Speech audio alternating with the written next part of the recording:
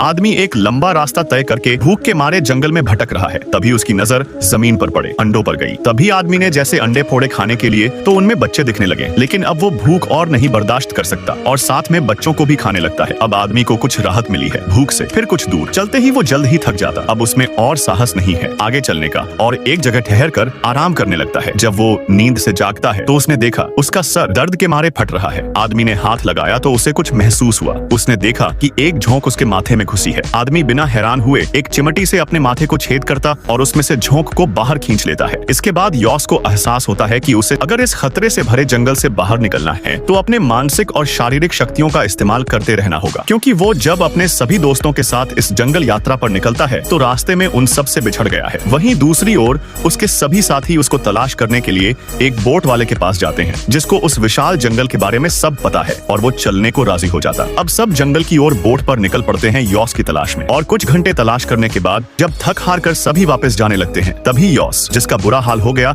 उन्हें देख लेता और आवाज लगाता है, लेकिन उसकी आवाज उन तक नहीं पहुंचती। तभी अचानक उसके साथी की नजर उस पर पड़ती है और वो तुरंत बोट घुमाकर यॉस के पास आता है, जिसे देख अब आदमी की जान में जान आ जाती है। फिर उसका साथी उसे बोट में बैठाकर जंगल से बाहर शहर में ले आता है।